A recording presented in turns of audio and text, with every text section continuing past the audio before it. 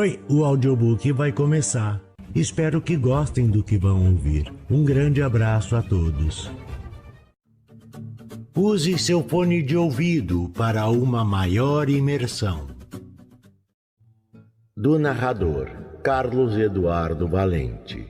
Contato carlão50@gmail.com. Antes do Silêncio, volume 2, de Tiago Moretti. Neste audiobook, encontramos nota do autor e agradecimentos de Tiago Moretti, prefácio de Alexandre Donegá, Silêncio Revelado de Tiago Moretti, O Tempo que Resta de Duda Neuzling, ópera pessoal de Caio Miller e Tiago Moretti, O Palhaço de César Teruya, O Motivo de T. Assis, A Conversa que Nunca Tivemos de Tiago Moretti, O Som do Silêncio de Tiago Moretti. Narração Carlos Eduardo Valente. Nota do autor e agradecimentos. Este é o segundo de 7 livros de uma série que pretendo escrever. Conforme mencionei na nota de autor do primeiro volume, meu objetivo com essa distopia é gerar reflexão nas pessoas que têm acesso à obra. Essa acessibilidade se dá não apenas pelo livro físico e digital, mas também pela versão narrada que sempre faço questão de ter na voz de Carlos Eduardo Valente, um amigo que admiro e realiza um trabalho maravilhoso. A escolha do número 7 é intencional, inspirada pela filosofia, astronomia e cultura grega, como já citei no primeiro livro. Neste volume também convidei pessoas especiais para participar da obra. Minha primeira experiência no volume do Antes do Silêncio, no qual outros 2 autores contribuíram com suas visões sobre a distopia que criei, foi surpreendente e prazerosa. É comum ouvir amigos e pessoas queridas comentarem sobre o desejo de escrever um livro, mas a dificuldade com a linha editorial e, em alguns casos, a falta de conhecimento sobre como montar a narrativa impedem a realização deste sonho. Com Antes do Silêncio, volume 2, minha intenção é dar voz a essas pessoas. Assim, o livro inclui contos escritos inteiramente por mim, por outros autores e até mesmo contos escritos a 4 mãos, o que foi uma experiência muito gratificante. O prefácio foi escrito por um grande amigo de infância, Alexandre Donegá, a quem sou imensamente grato por este e por muitos outros gestos. Chego a este segundo livro cumprindo uma meta pessoal que estabeleci para mim mesmo: publicar uma edição desta distopia a cada ano até completar 7 volumes. Caro leitor e ouvinte, se você está imerso neste mundo, convido-o a apreciar cada conto e aguardar os próximos livros. Como filósofo, busco fazer o leitor refletir e questionar suas próprias atitudes, a sociedade, a forma como tratamos uns aos outros e, principalmente, o que devemos uns aos outros. Em uma clara alusão ao livro de T.M. Scanlon, What We Owe Each Other. Muitas vezes nos vemos como o personagem principal da trama do mundo, mas, assim como nos contos a seguir, somos apenas personagens que fazem parte de uma trama muito maior. Com esses questionamentos, pretendo que o leitor e o ouvinte entenda que suas atitudes, pensamentos e o tratamento dado ao próximo podem mudar a trama de várias vidas. Em um mundo onde o silêncio é lei, a distopia nos salta aos olhos. No entanto, em nosso mundo não distópico, ocorrem situações que nem mesmo os mais audaciosos escritores ou roteiristas ousariam imaginar. Portanto, insisto, leia e escute cada conto com reflexão, comparando-o com a nossa realidade. O mais importante é que, se algum desses contos tocar a sua alma e fazer com que alguma atitude sua seja questionada, não deixe esse pensamento escapar. Isso pode ser um sinal de que é preciso lutar por uma mudança, seja ela pessoal ou mais ampla. Embora não seja religioso, acredito que em muitas crenças o conceito de amor se traduz de várias formas. Amor ao próximo na forma de amizade, sacrifício pessoal, o amor que às vezes se manifesta em sofrimento, e a compreensão e empatia, que talvez sejam a forma mais humana e bela de amar. Com gratidão, Tiago Moretti. Prefácio.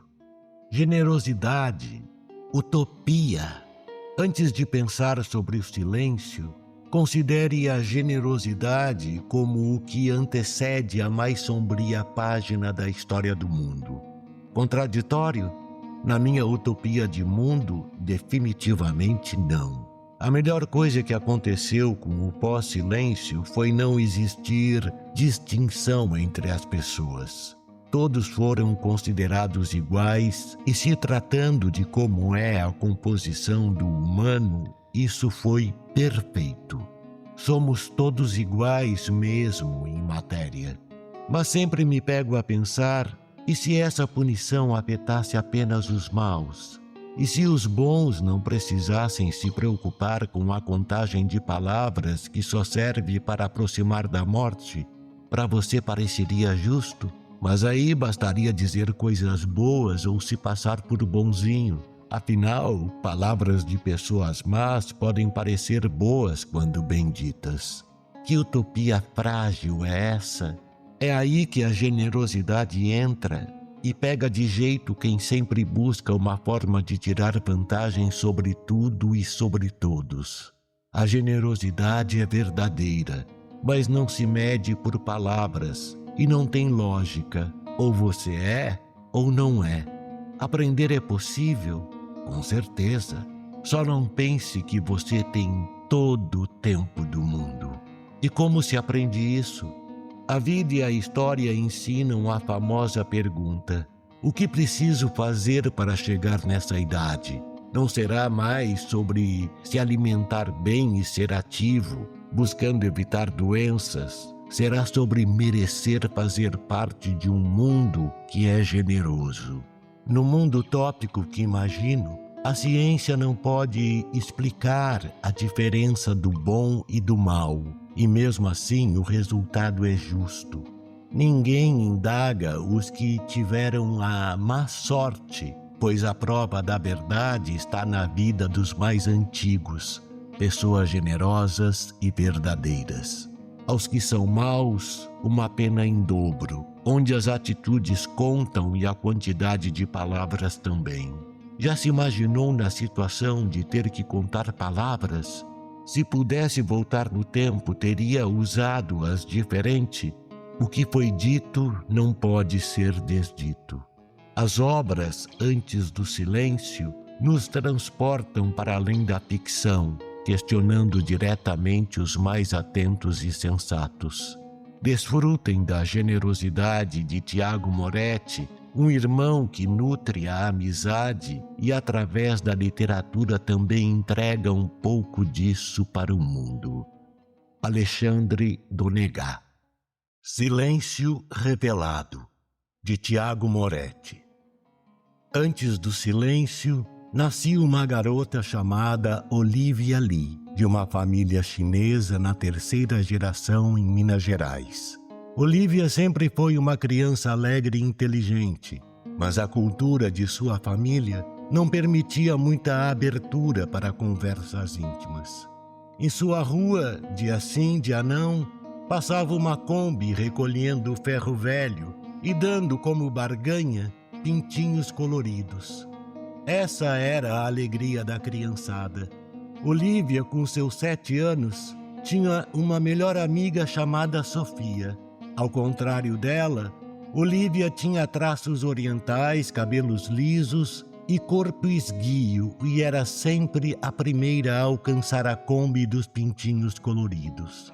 Certa vez ela correu tanto que conseguiu entrar na Kombi. Ela estava ofegante e sorrindo.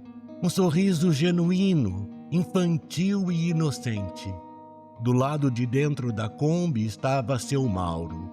Seu Mauro era um careca barbudo, provavelmente na casa dos 25 anos, mas a sua aparência certamente lhe concederia 50 ou mais, pois faltava ali muitos dentes. Dirigindo a Kombi estava um rapaz mais novo, no auge de seus 17 anos. Tanto o rapaz como o Mauro tinham uma aura ruim. Não se sabe explicar o que significaria essa aura ruim, mas chegando próximo a eles, sentia-se que algo certo não morava ali. Olívia, ofegante e sorrindo por ser a primeira a sentar na porta aberta da Kombi, tentou falar que tinha trazido um ferro de passar quebrado e perguntou quantos pintinhos coloridos aquele ferro poderia lhe render. Mauro ignorou completamente a pergunta da garota. Dirigiu-se ao motorista, certamente sem carteira de habilitação, e comentou de forma nojenta: "Dizem que essas aí, orientais, são completamente diferentes das outras."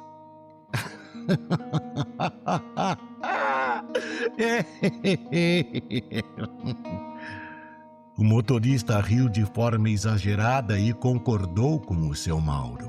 Olívia, no auge de seus 7 anos, não entendeu a brincadeira. Ainda estava preocupada quantos pintinhos coloridos aquele ferro de passar quebrado lhe renderia. Seu Mauro olhou para fora da Kombi. Viu a criançada correndo e percebeu que nenhuma delas os alcançaria. Deu comando para que o motorista acelerasse um pouco mais e fechou a porta da Kombi. Olívia, naquele momento, ficou em pânico. Não sabia o que tinha feito, não sabia se o ferro quebrado não era instrumento de troca para os pintinhos e de forma asquerosa, inumana, sobrenatural, diabólica e doentia, seu Mauro tocou Olívia de forma que não deveria. Alguns metros depois, a porta da Kombi foi aberta, liberando Olívia, que deixou de forma desesperada o ferro quebrado na Kombi e não levou nenhum pintinho para casa. Ela estava confusa, pois jamais alguém a havia tocado com tamanho desrespeito, intrusão e sujeira como seu Mauro havia feito. Em sua cabeça infante não fazia sentido. O seu Mauro, desde que ela se lembrava, era uma pessoa respeitadora e muito legal. Tão legal que seus pais a deixavam brincar na rua com as outras crianças, inclusive com sua melhor amiga Sofia, somente quando o carro dos pintinhos coloridos estava passando. Olívia correu, sentia-se suja, sentia-se errada. Sua intenção era pura e inocente. Finalmente alcançou sua casa. Ela não tinha chave, assim tocou a campainha como nunca. Ao fundo da casa viu sua mãe correndo, que abriu a porta e perguntou a ela o que havia acontecido. "Você se machucou? Caiu?" Ela ficou estática. Seus pais, de origem oriental, nunca deram espaço para que ela falasse de coisas íntimas. E aquele turbilhão de pensamentos, misturados com o sentimento de estar errada, mesmo não estando, a fez calar. De forma instintiva, ignorando os preceitos orientais em que sempre fora ensinada, correu para dentro de casa e entrou no chuveiro. Pensava que a água limparia toda a sujeira e a lembrança do que acabara de passar. Mas não. Sua mãe voltou para dentro de casa. Viu a filha no banho, separou uma roupa e, quando a filha saiu do banho, ajudou-a em trocar de roupa. Mas não se sentou com ela e nem perguntou a fundo o que havia ocorrido. Olívia sentiu uma barreira entre ela e sua mãe. um medo irracional. Ela, embora uma criança, sabia o que era certo e o que era errado. Sabia que dentro de casa ela tinha segurança, mas tinha medo de sua mãe. Sobretudo, tinha medo de ser julgada por ela. Mas, tomada de uma coragem inexplicável, tentou da melhor forma possível explicar o que aconteceu.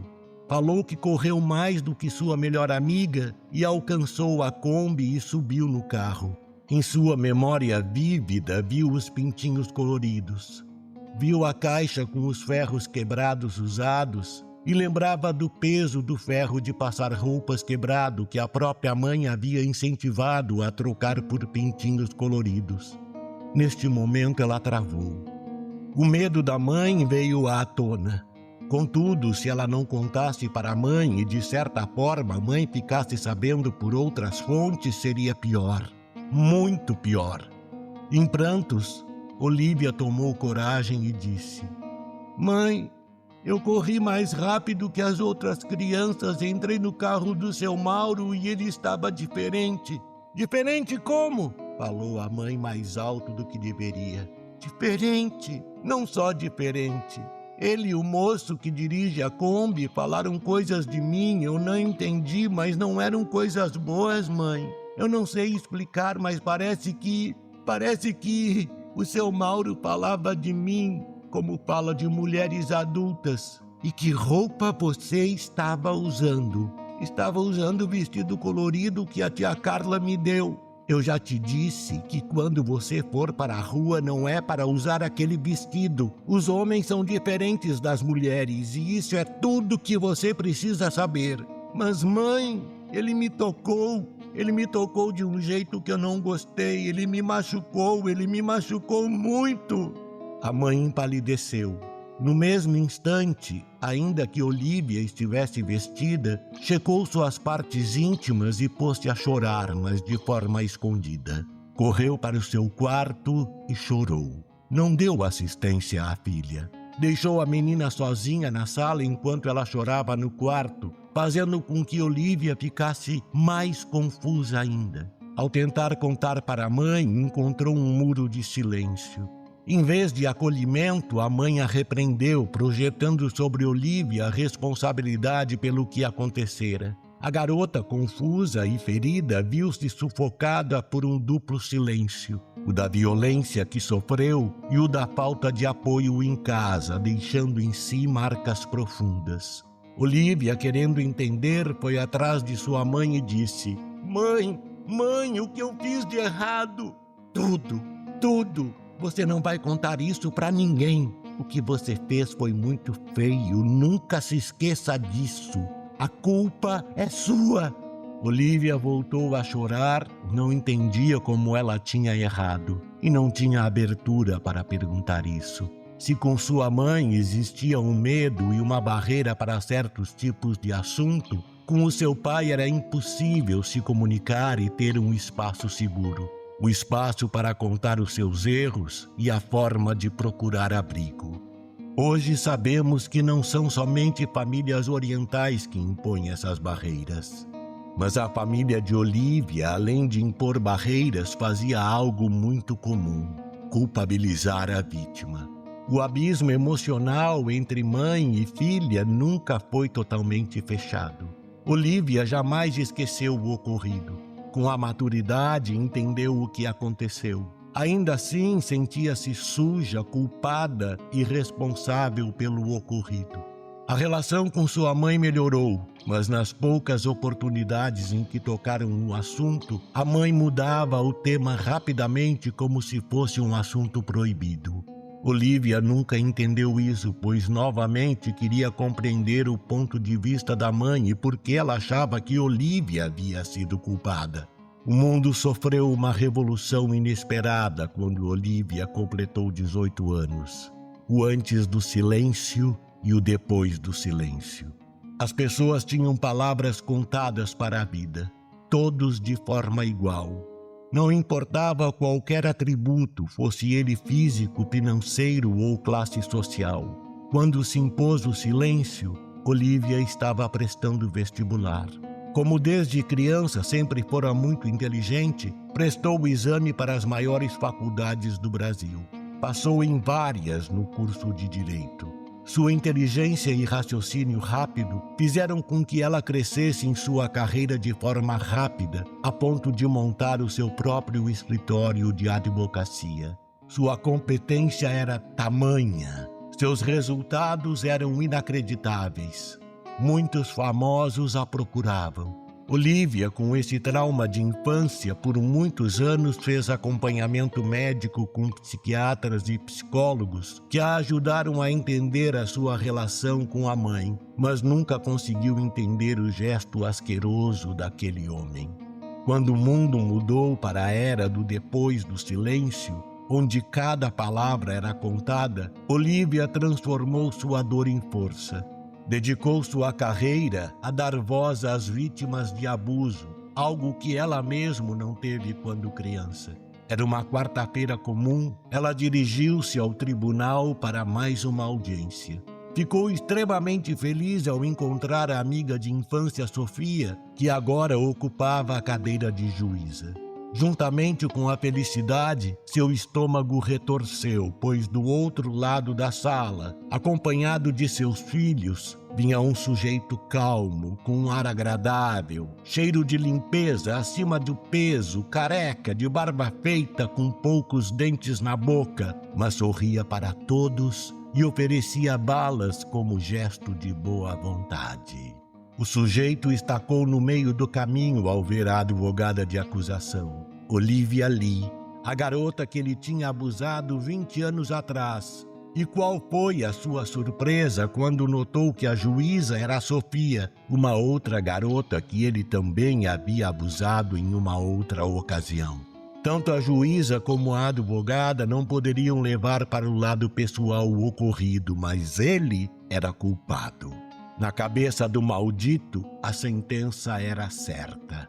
O que mais o assustava não era ficar trancafiado, mas como seria recebido no presídio, pois sabia que pessoas como ele não eram bem vistos, nem mesmo pelos criminosos.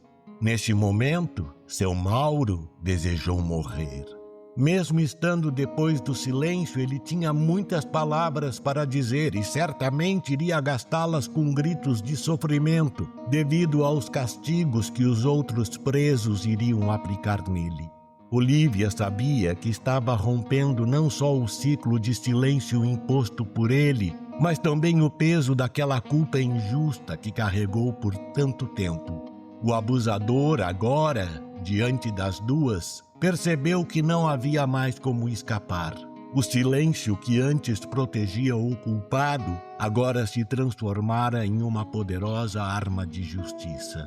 O caso que discutiriam era recente, mostrando que aquele senhor não havia se reformado com o tempo, e assim, com poucas palavras, Olivia e a juíza mostraram que a culpa nunca foi da menina, e sim de quem a feriu. O abusador, por fim, enfrentaria as consequências não só da lei, mas também da verdade que havia sido revelada. O Tempo que Resta, de Duda Neuzling. Já por diversas vezes pensei em falar, ou melhor, escrever sobre isso, porque falar já não é mais possível. Desde que a pesquisa foi feita por aquela tal de doutora da Lituânia, eu fiquei pensando no tempo que me resta. O pior de tudo é que eu nem sequer sei quanto mais tempo eu tenho. Eu cheguei a ter um relógio contador de palavras, mas ele, de um dia para o outro, não faz muito tempo, deixou de funcionar. Até tentei comprar um outro online, mas desisti. Complicado demais. Esses sites online não são nada inclusivo para pessoas da melhor idade. Ironia, ou seria sarcasmo, como eu. Porque ele seria novo em folha e, pelo meu entendimento de homem velho, daqueles que se dizem estar na melhor idade. Minha vontade é mandar que se lasquem, para não dizer coisa pior ou ofensiva. e que não entende mais dessas novas tecnologias é que o tal aparelho deveria vir com um número inteiro de palavras ainda por serem ditas. E isso não condiz com a minha condição. Simplesmente não condiz. Minha memória falha, a cada dia mais. O que lembro quando o tal relógio parou de funcionar é que o número de palavras que eu poderia dizer estava bem escasso. Desde então, parei de falar. Mas parar de falar não adianta. Pelo menos segundo a pesquisa, e isso eu lembro muito bem. Qualquer som que eu emita contará como uma palavra, mesmo não sendo uma palavra. É um som, um grunhido, um espirro, um puxar de catarro, porque eu sou fumante inveterado e não largo meu cigarro de jeito nenhum. E de que poderia parar na idade em que estou? Quem poderia me dizer alguma coisa? Dizer, volto a dizer, é uma forma doida de pensar, porque ninguém, absolutamente ninguém, diz mais nada para alguém. Creio que seria melhor que essa tal doutorazinha tivesse ficado quieta no seu canto e não tivesse feito essa tal pesquisa. De que ela serve a pesquisa agora para mim? De nada. Não sei. Não sei, volto a dizer, quantas palavras me restam. Se tiver umas 10, acho muito. Então, me calei. Fechei a tramela. Calei e tento me resguardar de tudo e de todos. Não quero ficar doente, pegar uma gripe qualquer, nem mesmo um daqueles resfriados simples. Tive que tossir agora. Não deu para evitar. Veio sem querer, espontaneamente, movimento involuntário, como muitos que temos no nosso organismo. Fico pensando se resolvo ter uma crise de soluços. Já pensaram o que vai ser de mim? Por isso me cuido. Sei que tudo isso não passa de balela de minha parte. Só quero que minha hora chegue naturalmente e não por causa dessa pandemia. Mais uma que assola o mundo inteiro e ninguém tenta buscar uma cura para essa questão. Mas pesquisa, aquelazinha soube fazer. Deve nadar em dinheiro, deve ter tido bons patrocinadores para isso. E eu, pobre coitado, vivendo de uma aposentadoria miserável nesse país-eco de merda. Me desculpem o palavrão, mas a vontade é escrever muitos para sossegar esse meu coração que parece que a cada dia vem fraquejando mais e mais. O pulmão ainda aguenta, mas o coração? Duvido. Prefiro que seja assim. Talvez na hora H eu venha dizer mesmo, talvez gritar aos quatro ventos todos os palavrões possíveis e impossíveis que me vierem na cabeça. Impropérios dirigidos a essa tal de Sofia Peterson e a todos os que a ajudaram. Era melhor ela ter ficado quieta, sem dizer um pio no canto dela. Cientista. Black. Se fosse minha filha, se fosse minha filha. Aí sim ia ver o que seria bom para tosse. Tô cansado demais para isso. Muito cansado. Sou velho.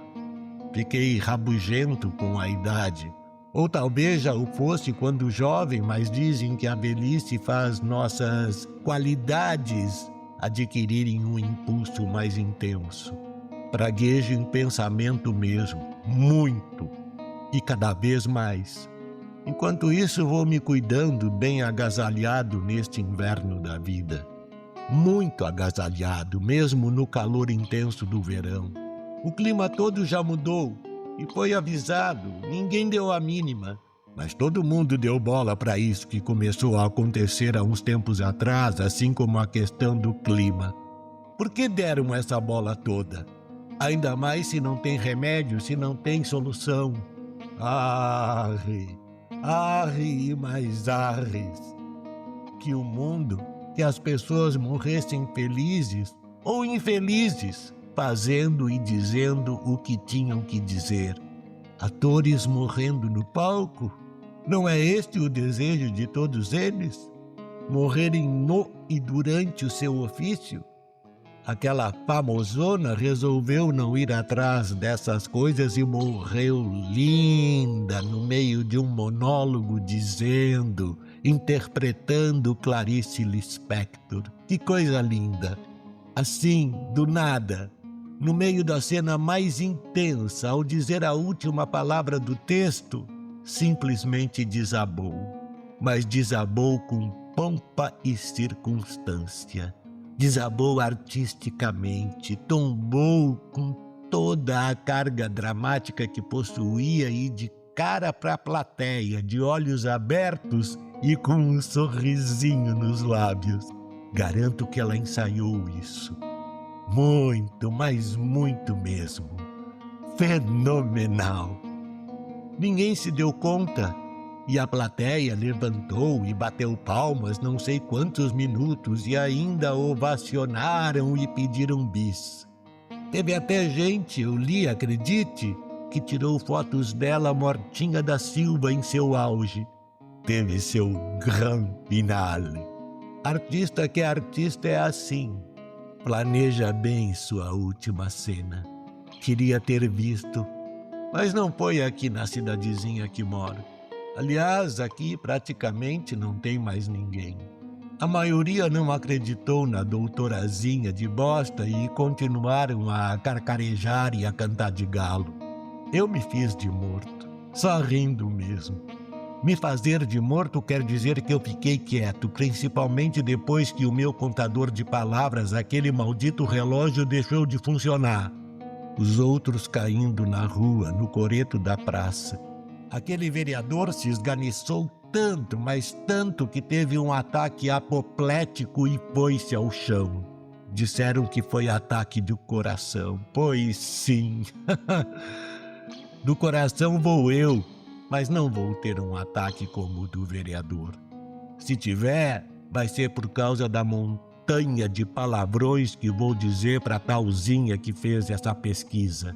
Sou bronco, ignorante, mas vai ser assim. Aguardem e verão. Chega de escrever que o frio tá demais e eu tô aqui congelando nesta máquina de escrever velha, antiga como eu. Querem saber? Acho que ninguém vai ler isso mesmo. Então ignorem. Ignorem e nem queiram saber quem tá escrevendo essas inutilidades neste momento. O que me resta é o tempo que resta. É, o tempo que resta. E quando eu me for, tenho certeza, vou em paz. Só isso que quero, ter paz. Muita, muita paz. Ópera Pessoal, de Caio Miller e Tiago Moretti. Ele encostou o violão no peito e sentiu a nota A. Lá, 440 Hz, vibrar no corpo. Aquele som simples parecia um fio de luz num corredor escuro. Se as palavras me matam quando acaba, vou falar com sons, pensou. Não com música difícil, com sinais claros, com cifras. Ele abriu o caderno e escreveu bem grande, como quem grava da pedra. C, D, E, F, G, A, B, igual. Dó, Ré, Mi, Fá, Sol, Lá, Si. 7 letras. 7 degraus. O resto eu faço com combinações. Os dedos tamborilaram na madeira da mesa, marcando o tempo. Tá, tá, tá. Decidiu regras simples que até uma criança entenderia. Pausa curta separa letras. Pausa longa separa palavras. Sequências curtinhas dizem ideias inteiras. Olhou para o celular. O som do Facebook já tinha ficado famoso no país por ser uma piada involuntária. 2 notinhas rápidas. F, G. Fá, Sol. Ele sorriu. Isso já é uma palavra pronta. FG pode querer dizer atenção, escreveu no caderno. FG igual atenção. No corredor veio um arrastar de chinelos. Era Lia, a vizinha, que ensinava crianças antes da lei dos limites. Ela já tinha queimado quase todas as palavras numa única tarde, chorando na fila do pão quando a contagem apareceu nos telões. Agora bebia com os olhos e as mãos. Ele abriu a porta e apontou a mesa sem dizer nada. Lia entrou com um aceno. Ele rascunhou mais. G, sol, igual sim. F, fá, igual não. C, e, dó, mi, igual paz. A, F, lá, fá, perigo. E, D, mi, ré, igual ajuda. Levantou o violão. Soou G. Lia compreendeu e sorriu. Sim. Depois ele tocou C-E, devagar, com uma pausa longa no fim. Paz. Ela encostou a testa no braço do sofá. No país onde falar custava caro, 2 notinhas já eram um abraço.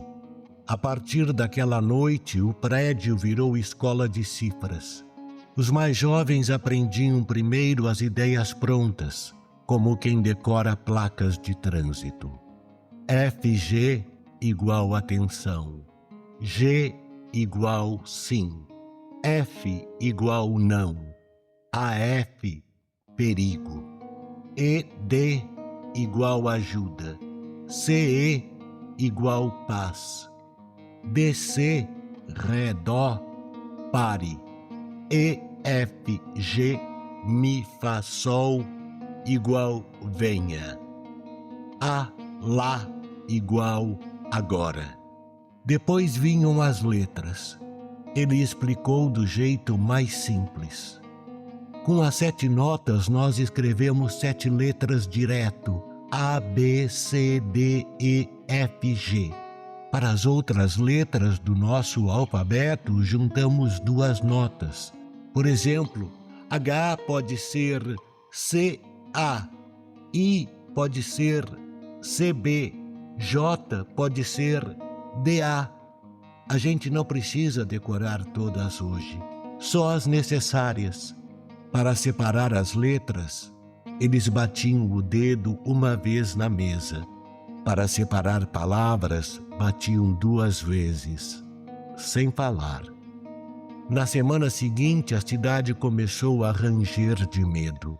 Os contadores de voz nos postes baixaram as metas de todo mundo. As telas lembravam: quem exceder, cessa. Quem passava do limite caía no chão com um apito seco no pescoço e a rua seguia, fingindo normalidade. Ele e Lia não podiam mais contar com o acaso. Transformaram a cozinha em um pequeno farol. O ritual era simples. Janela aberta, luz apagada. Ele no violão, Lia com 3 colheres de metal. Eles comunicavam o prédio inteiro com ecos de panela. Quando alguém topava um risco, batia FG no corrimão do andar. Atenção! Quando um grupo podia descer sem blitz, Lia assobiava EFG baixinho no poço da escada. Venha! Numa madrugada quente como aquela do Siriris, alguém bateu à porta 3 vezes. Pausa 2 vezes. Era o padrão do vizinho do 302, Theo. O rapaz apoiou a testa na madeira e sussurrou, pesando cada sílaba para não gastar. Levar minha mãe. 4 palavras, quase meio-dia de vida nelas. Ele fechou os olhos pensando rápido. Não podia deixar Theo morrer de falar. Respondeu com o violão. ED, ajuda. Pausa longa. G. Sim. Depois A. Agora. Theo entendeu. Os três saíram pelo corredor, pés em silêncio, corações em batuque. A rua estava vazia e quente. A cidade inteira tinha um chiado de lula fritando. O som dos contadores medindo respirações. No cruzamento, um guarda do silêncio mastigava sementes, com o bastão brilhando na mão. O grupo parou. Ele, que tinha poupado palavras por semanas, quase disse, "Volta!", mas engoliu. Levou a mão ao bolso, tirou o celular e deu um leve toque no vidro. A falsa notificação do Facebook fez FG. O guarda olhou para cima, procurando o som. Theo segurou o braço da mãe. Lia, sem pensar, bateu com as colheres. C-E, paz. Bem suave, como se fosse vento. A cabeça do guarda relaxou por um segundo, como quem ouve um mantra antigo. Foi o tempo exato para atravessarem. Do outro lado, a cidade ficava mais escura. Nas janelas, sombras acendiam e apagavam luzes, seguindo alguma gramática que ninguém declarava.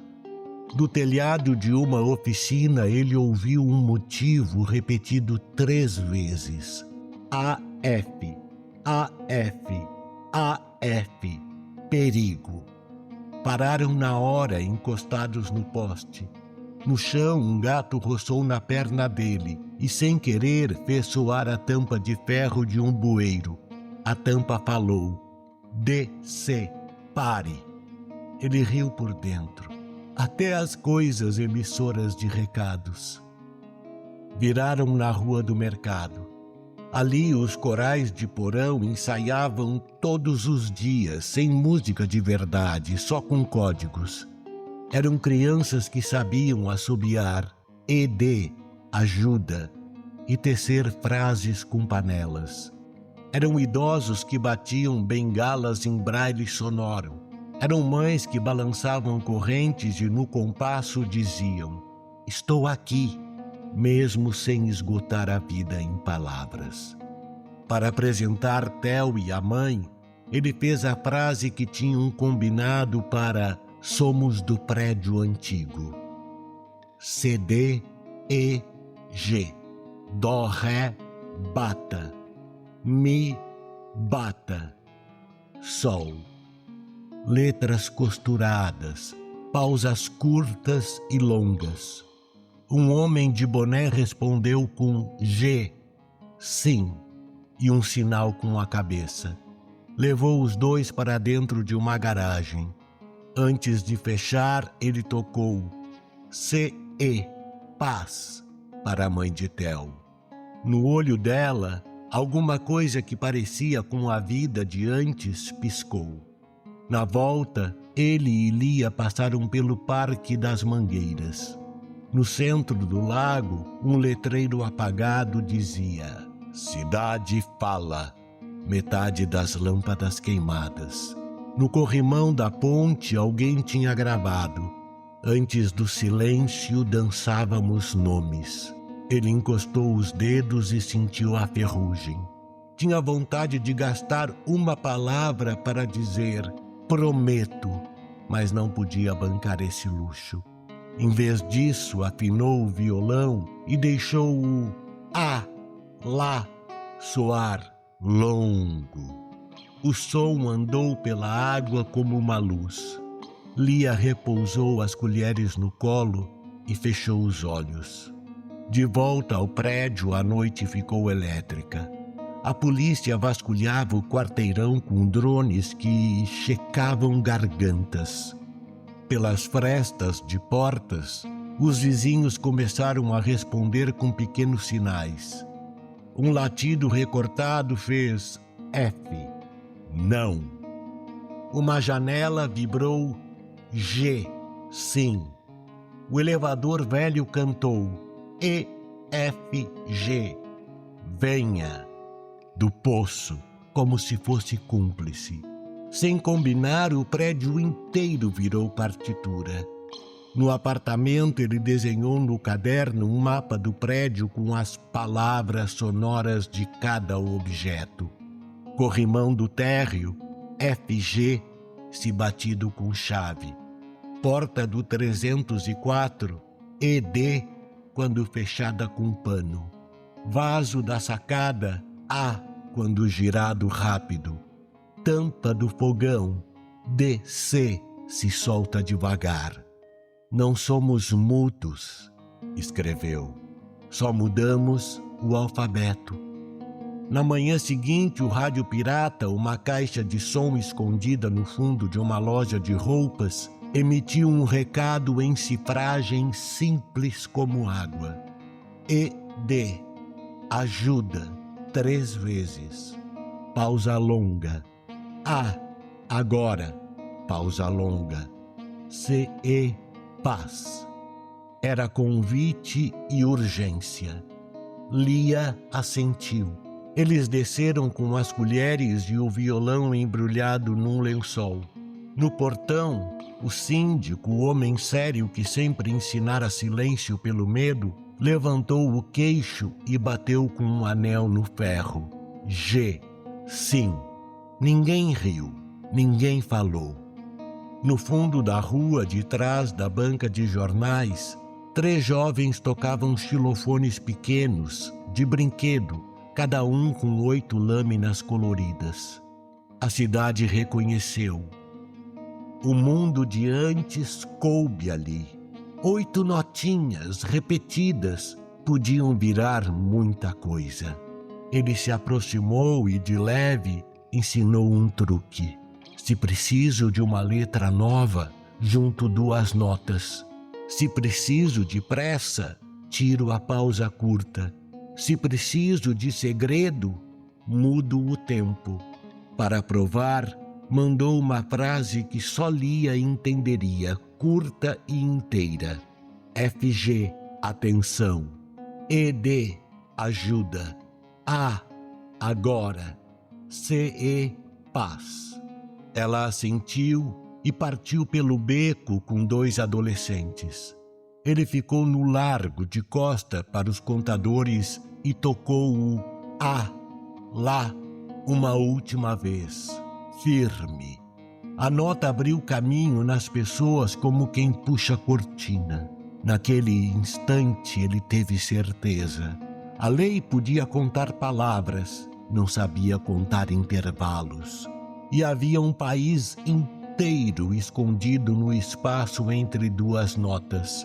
Um país que lembrava nomes batendo em panelas, dizendo sim e não sem gastar vida, ensinando crianças a ler o vento. Antes do silêncio, eles tinham dançado nomes.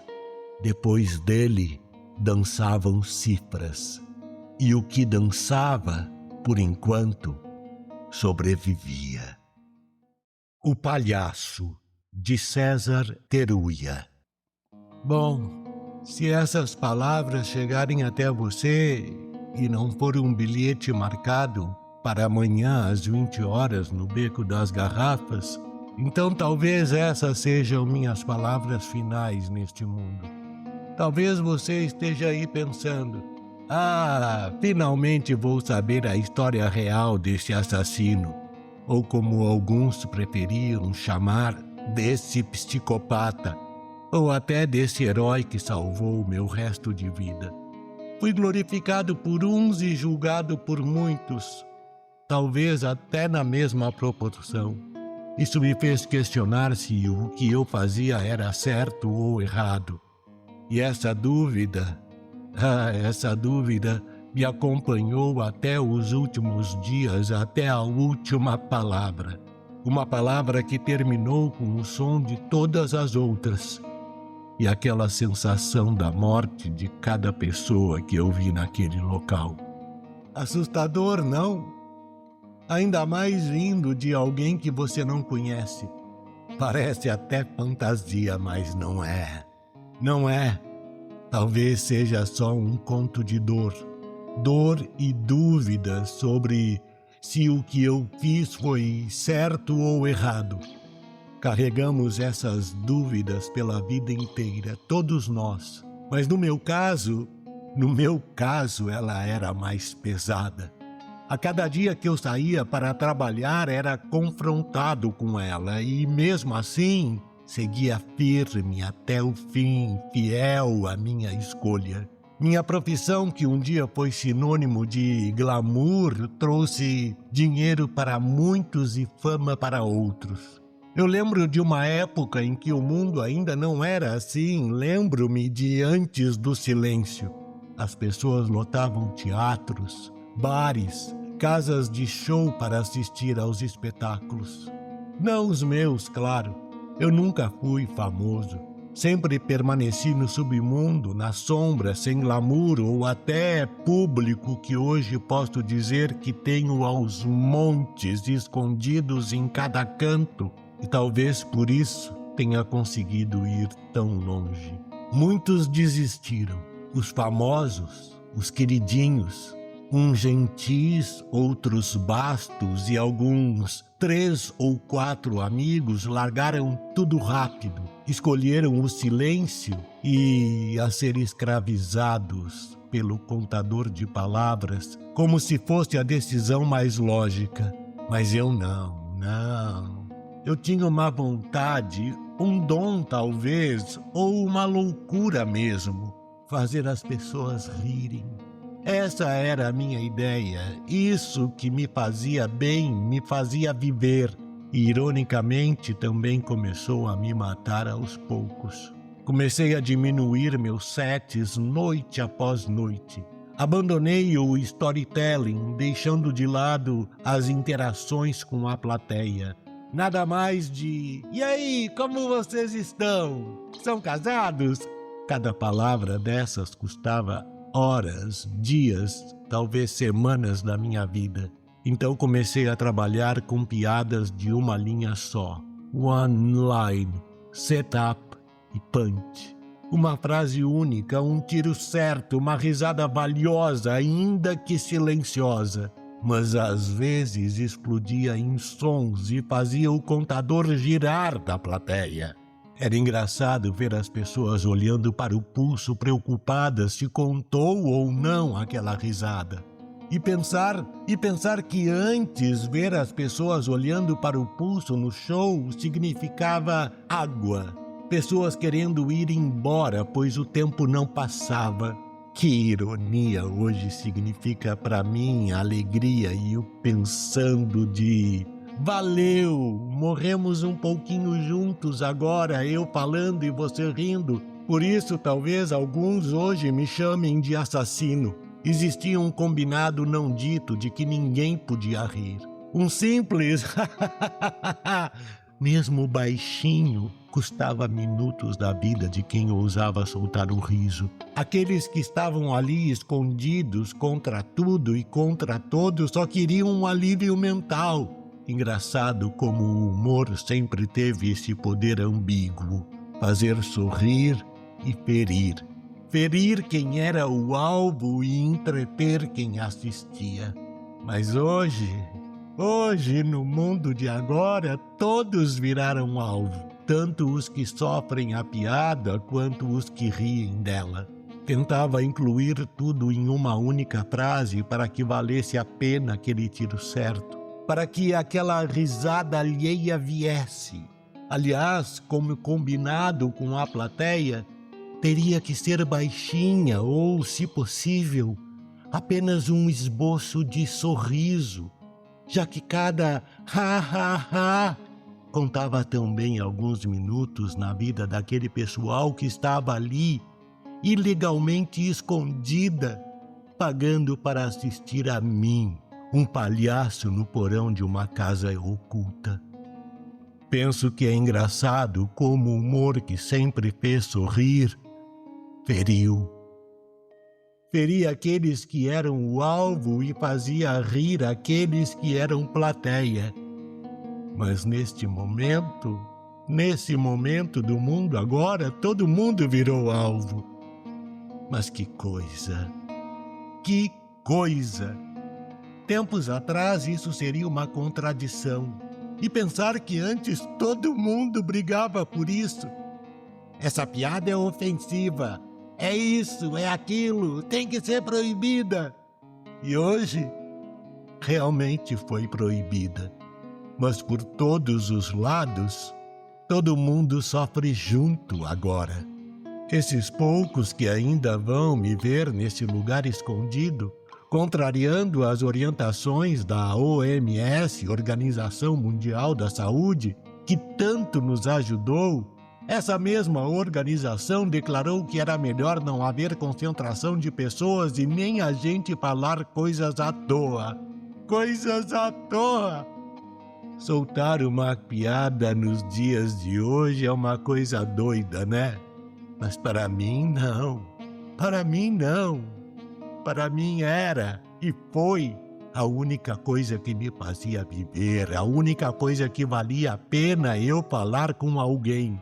Como antes já era difícil, porque eu não era muito conhecido, hoje virou algo mais difícil ainda, porque a pessoa vai lutar para defender a própria vida, porque o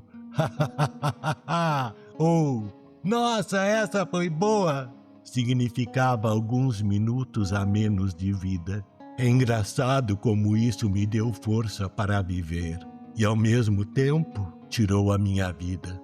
Algumas vezes, espectadores da minha peça de humor duvidoso vinham até mim depois da apresentação, me abraçavam, olhavam nos meus olhos e eu conseguia enxergar ali um obrigado.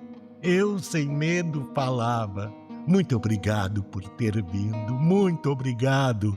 Eu precisava disso. Assim como a pessoa que havia entregado alguns minutos de sua vida rindo de minhas piadas, eu devolvia, ficando feliz, sentindo a emoção do carinho emanado.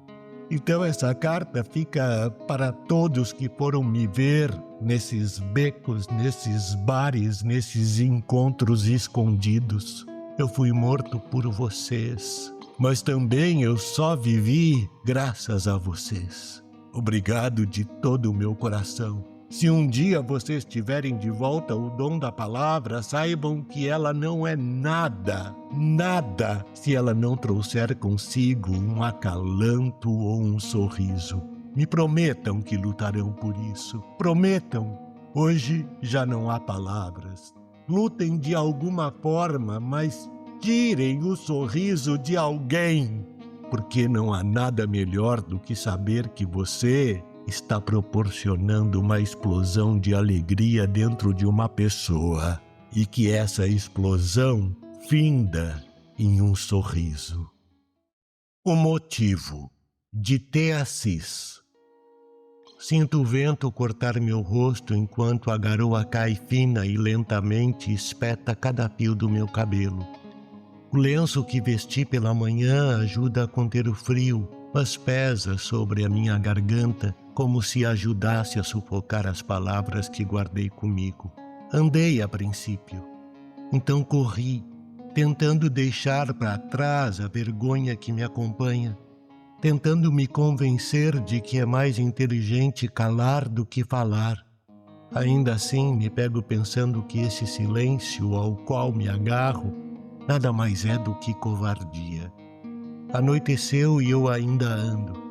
As luzes nos postes me ajudam a ver que as gotas que antes flutuavam lentamente agora caem pesadas como se quisessem me ferir. As poças se formaram e a água se espalha afogando meus sapatos e encharcando as barras de minha calça.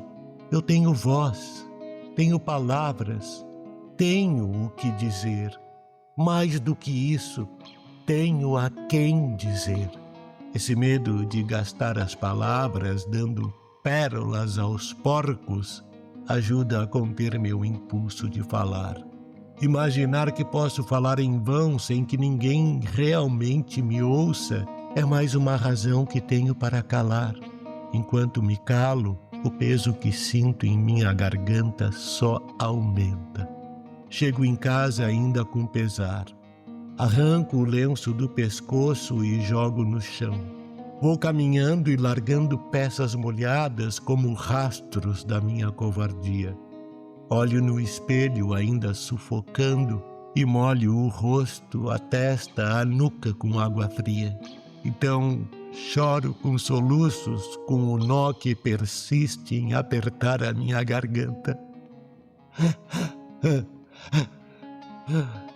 Entro no banho e tento me limpar da sensação que tenho de ser engolida pelo meu próprio silêncio. Após alguns minutos, em um rompante, palavras começam a jorrar em minha mente e eu escrevo. Escrevo e desago o rio de vozes que venho emudecendo com a desculpa de que não falo para não desperdiçar palavras. Anoto parte em prosa, parte em poesia e, ao fim, já sei o que fazer. Devo falar. Pego o microfone, conecto a internet ao sistema integrado e discurso em alto e bom som. Não sei exatamente as consequências e repercussões que minhas palavras acarretarão no amanhã. Ainda assim me sinto leve. A conversa que nunca tivemos, de Tiago Moretti. No tempo depois do silêncio, as palavras eram contadas como pão. Cada pessoa trazia no pulso um círculo de vidro com um fio de luz que subia a cada sílaba. Quando chegava ao limite, a luz se apagava para sempre. Ninguém queria ver aquilo. Ninguém queria ouvir o som mudo que ficava. Helena havia aprendido cedo a economizar. Em casa, com Álvaro e a filha pequena, falava somente o necessário. As palavras que sustentavam um dia como água em copo medido. Come, dormiu, estou. Contemplava o resto com os olhos, mãos, os pequenos rituais que substituem o que antes era conversa. Ela amava aquilo que havia construído. Amava os gestos de Álvaro, a paciência, a forma como ele entendia o que ela não dizia. Era amor, mesmo no silêncio. Davi trabalhava no mercado das mãos, onde tudo se anunciava com placas pretas e giz. Os pregões eram sombras escritas. Feijão hoje, pouca chuva, aviso. À noite voltava para casa e falava com Nara 2 ou 3 palavras que empurravam o mundo para frente. Coragem, amanhã, saudade. Ele também amava. Amava com lealdade, com o cuidado de quem sabe que qualquer excesso cobra caro. Helena e Davi se conheceram antes do silêncio apertar tanto. Não era romance na época, era aquela amizade que cresce em silêncio mesmo quando o mundo ainda falava. Trocaram livros, caminharam juntos algumas vezes, descobriram que tinham os mesmos sonhos tortos de uma casa pequena com janelas grandes e cheiro de pão. Depois tudo mudou. O que não foi, ficou no meio da estrada como uma mala fechada. Passaram anos sem se ver. Aprenderam a ser felizes do jeito que dava. Aprenderam a caber nas margens da lei e da vida. Até que um dia, Helena acordou com a memória de algo que não era sonho. A sensação do que haveria sido se tivessem permitido. Não era desejo de abandonar nada, nem de trair ninguém. Era só uma pontinha antiga pedindo para ser vista. Quando sentiu isso, lembrou de uma promessa sem boca. Um dia, a conversa que não tivemos. Mandou a Davi um recado simples por meio da rede de bilhetes do bairro. 2 sinais de giz, um traço horizontal, um ponto. Traduzido queria dizer, encontro? Ele respondeu no dia seguinte com 2 pontos. Sim, escolheram o lugar com cuidado. A velha estufa do parque que já não abrigava plantas raras, só ervas daninhas e vidros empoeirados. Quase ninguém ia lá. O guarda dormia na portaria pela tarde. Helena chegou primeiro com seu estoque de palavras contado para 2 semanas. Ninguém sabia do encontro além deles dois. Trazia no bolso pequenos objetos. Um grão de café, uma concha, um botão de casaco sem uso, uma fita azul. Davi entrou alguns minutos depois com passos que preferiam não ecoar. Tinha nas mãos um saquinho de pano. Eles se olharam e sorriram. O contador de ambos piscou, uma luz suave. Olá, disse Helena, gastando 2 sílabas como quem dá um gole curto de água. Oi, respondeu Davi com uma sílaba só, como quem encosta a mão num muro quente. Sentaram lado a lado num banco de madeira. A estufa respirava com eles numa quietude que parecia escolhida. Em vez de falar, foram tirando os objetos de seus bolsos e colocando sobre o banco, entre eles, como quem monta um tabuleiro de lembranças. Helena pousou a concha primeiro. Era pequena, branca, com um desenho em espiral. Praia, ela disse, e a luz do pulso subiu um risco. Davi entendeu. A casa com janelas grandes, o barulho do mar que eles nunca ouviram juntos.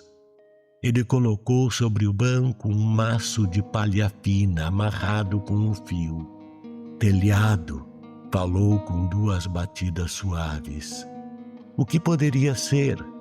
O que estava certo em outro mundo. Helena pôs o grão de café. Manhãs. Davi colocou uma semente escura. Jardim. Ela deslizou a fita azul. Céu. Ele um pequeno prego sem ferrugem. Paredes. Helena riu sem som, Davi também. Quando precisavam completar, usavam palavras curtas. Quando não, deixavam o ar fazer a ponte. A conversa, assim, foi se levantando com coisas simples, como se dissessem: tivemos tudo isso dentro mesmo sem ter. E está bem. Em dado momento, Helena tirou do bolso o botão. Era de um casaco que ela quase não usava. Pousou devagar e ficou olhando para o objeto como quem olha para um retrato. Falta, disse. Davi assentiu e procurou no saquinho. Tirou um espelho pequeno, rachado no canto. Colocou voltado para cima. Vemos, ele falou. E 2 luzes no pulso dele subiram outro fio. No espelho, os rostos vieram juntos por um instante, cercados de pó, de estufa e sol cansado. Não falaram dos motivos. Não enumeraram regras, nomes, leis, juramentos. Tudo isso era chão. Em vez disso, falaram do que cabia. Grato, disse Helena e segurou a mão de Davi por 3 segundos, sem que ninguém contasse segundos. Grato, disse Davi em seguida, devolvendo a pressão na palma, o gesto que muitas vezes vale mais do que um parágrafo inteiro. Por um tempo apenas respiraram. Também isso era a conversa. Inspirar do mesmo jeito, expirar num ritmo que se encontra. As pessoas, depois do silêncio, aprenderam que o corpo fala por quem não pode. Quando o sol se virou e as sombras começaram a subir no vidro, eles sabiam que era a hora. Os contadores de ambos tinham ainda muitos dias de vida. Ninguém queria torná-los mais curtos naquela tarde. Guardaram os objetos de volta, menos um. A concha ficou no banco. Sobre ela, a semente escura. Um pequeno altar à vida que não viveriam. Eu te amei no que poderia ser, disse Davi com cuidado, sentindo a palavra amor atravessar o peito e sair inteira, sem ferir ninguém. A luz no pulso tremeu.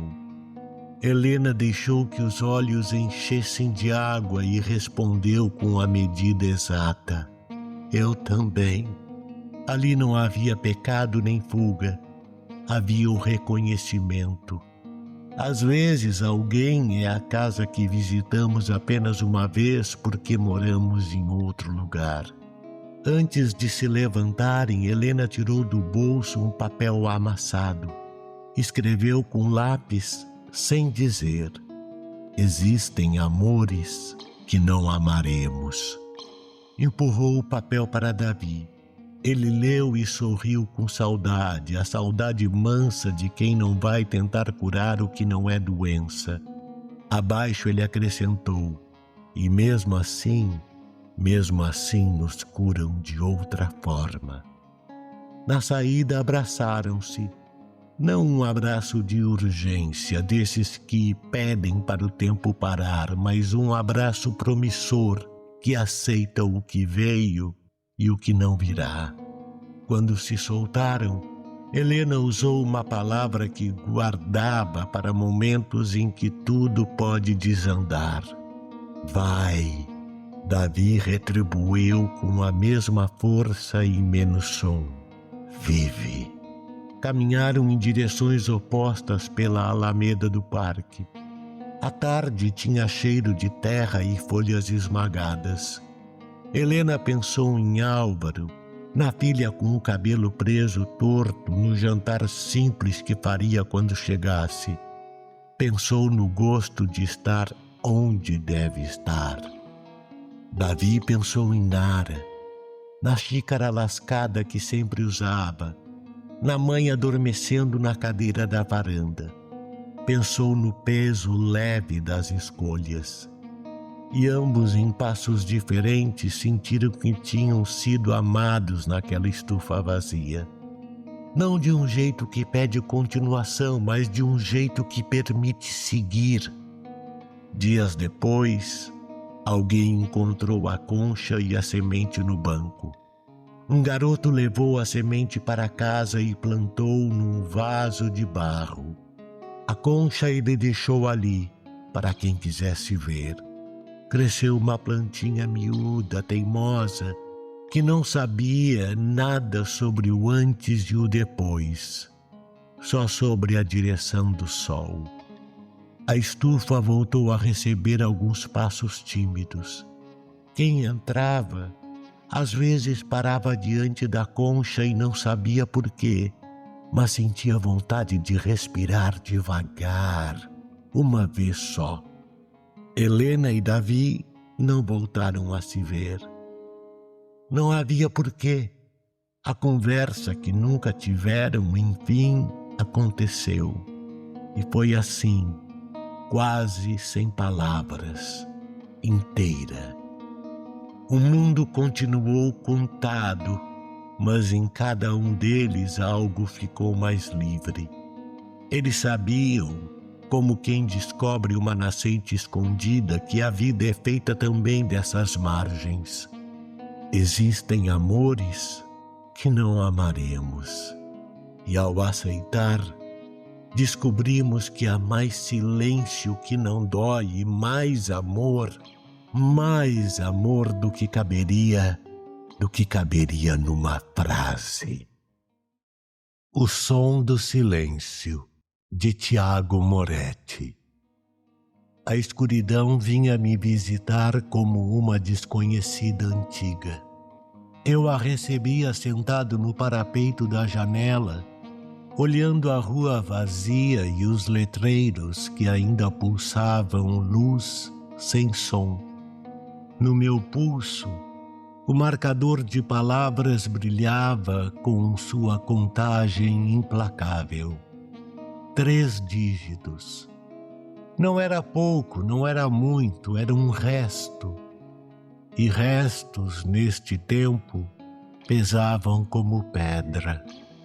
Desde o silêncio, falar era medir a própria vida. A cada palavra soprada para o mundo, um fio se rompia por dentro, invisível, até que não sobrava nenhum. Havia os que colecionavam suas sílabas como ouro. Havia os que as gastavam num último grito, como fogos numa noite sem festa. Eu me acostumei a guardar as minhas. Eu me acostumei a conversar apenas com essa visita escura que me sentava ao lado sem fazer perguntas. Naquela madrugada, a cidade parecia sonhar. O nevoeiro rasteiro lambia o asfalto. As portas estavam trancadas e, atrás de cada persiana, havia olhos que piscavam devagar. Desci as escadas sem chamar o elevador, precisava ouvir os passos. E caminhei até a esquina onde a luz cria um quadrado pálido no chão. O silêncio não é vazio, não mais. Tem textura, tem um zumbido escondido no fundo.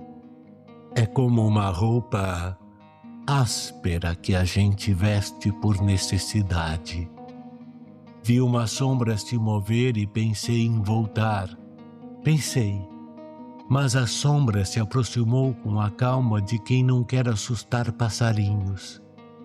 Era uma mulher jovem, com um casaco fino e um cachecol enrolado no pescoço, como se guardasse ali um segredo morno. Ela levantou a mão, devagar, e apontou para o meu marcador. Eu mostrei 3 dedos. Ela ergueu 2. E depois abriu o casaco, tirou do bolso uma pequena ampola de vidro. Dentro havia um fiapo de vapor, como o respiro de quem foi pego no frio. Ela encostou o vidro no ouvido, fechou os olhos. Um sorriso leve apareceu. Me ofereceu. Hesitei. Segurei a ampola com cuidado. Era fria, mas dava a impressão de que, se eu a quebrasse, um som muito pequeno escaparia. Devolvi. A mulher balançou a cabeça como quem diz: "Vem." E eu fui. Andamos sem falar. Passamos pela praça com as árvores negras e bancos molhados. Passamos sob os letreiros que mudavam de cor em ritmo de coração, oferecendo coisas que não mereciam nome. Desviamos das rondas dos homens de uniforme que aprendiam a ler lábios com a mesma habilidade de quem aprende a abrir cofres. A mulher conhecia todas as sombras. Quando chegamos à entrada esquecida do metrô, a grade cedeu com um toque de seus dedos e descemos. Na plataforma a luz era fina. Nas paredes, camadas de cal cobriam velhos cartazes. Só que por baixo da cal branca havia riscos. Não eram desenhos nem palavras inteiras. Isso era proibido, mas sinais, linhas, setas espirais. Encostei a palma na tinta seca e quase senti um calor. Alguém havia trabalhado ali com urgência, escrevendo sem escrever, como se plantasse numa terra vazia. Ela me guiou por um corredor, depois outro. O ar cheirava a metal e poeira. A cada passo, aquele zumbido que o silêncio traz às vezes ficava mais redondo, mais vivo. Então chegamos a uma sala estreita onde outras pessoas esperavam. Ao nos verem, ninguém abriu a boca. Ainda assim houve cumprimentos. Mãos que tocavam ombros, olhos que se reconheciam, braços que abraçavam o ar. A mulher do cachecol mostrava a sua ampola e os outros mostravam as suas. Havia dezenas, centenas, pequenos frascos brilhando fracos como vagalumes de vidro. Cada um guardava uma respiração, um riso, um choro, um começo de palavra engolida a tempo. Eu me aproximei. O zumbido ficou mais claro. Não era um som exatamente. Era um mundo lembrando que podia vibrar. Uma senhora de cabelo grisalho encostou uma ampola em sua garganta. Fechou os olhos. Seus ombros relaxaram.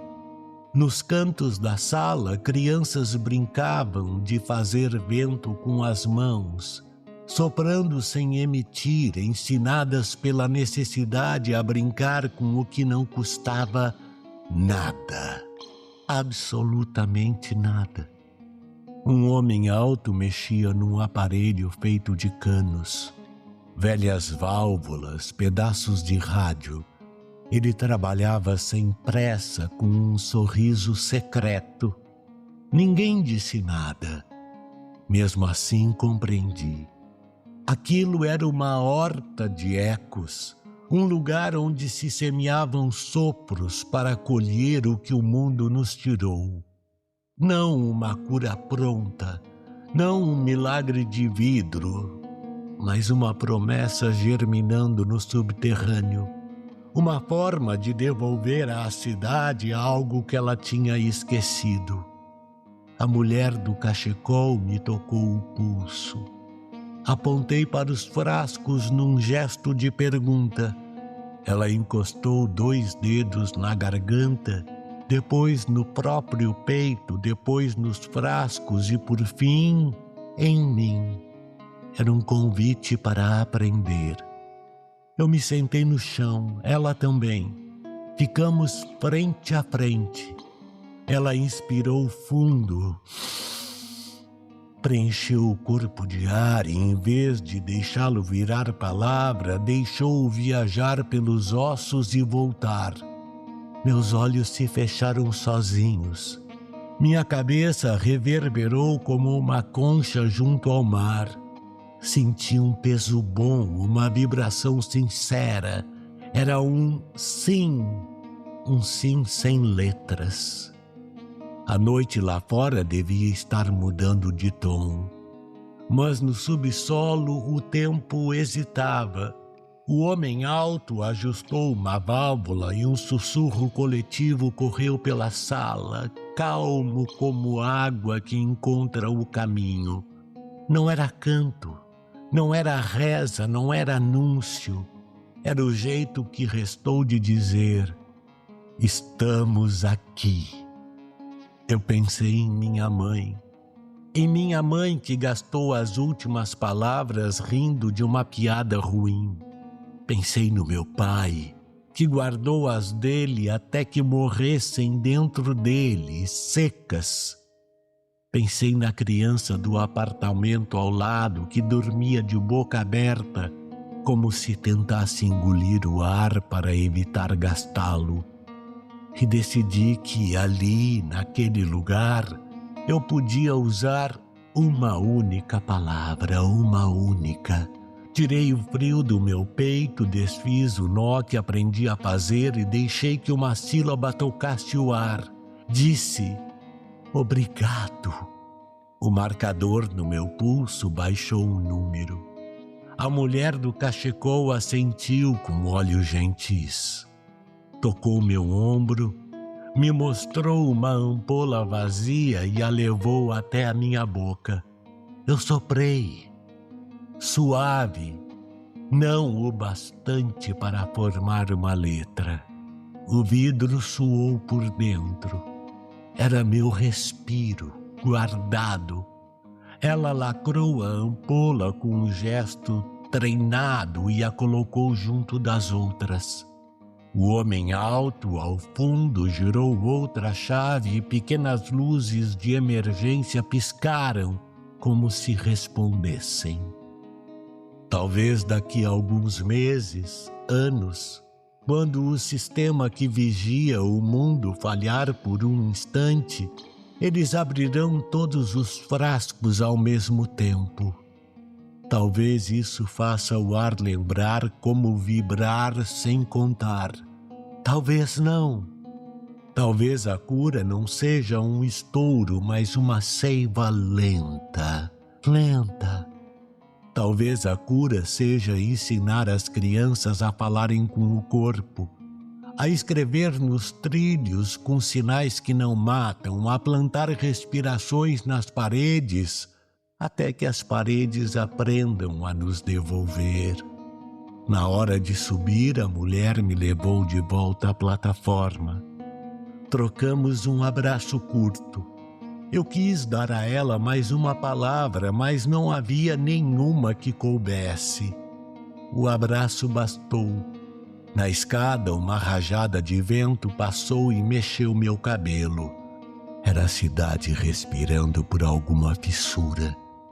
Quando cheguei à rua, a madrugada estava quase rendida. Os letreiros piscavam ao longe, menos confiantes. Pessoas surgiram nas esquinas com passos cuidadosos, como quem vem de um sonho e teme despertá-lo.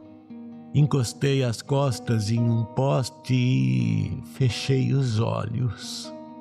Senti de novo o sim sem letras a se espalhar pelo corpo. Um pássaro pousou no fio.